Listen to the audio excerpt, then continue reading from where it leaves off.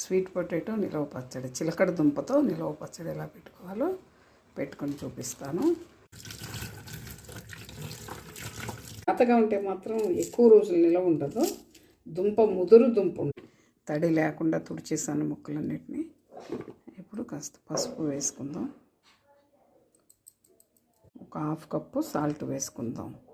ఎందుకంటే కేజీకి కూడా తక్కువగా ఉంది దుంప తూకం వేస్తే, అందుకని ఒక 1/2 కప్పు పట్టినంత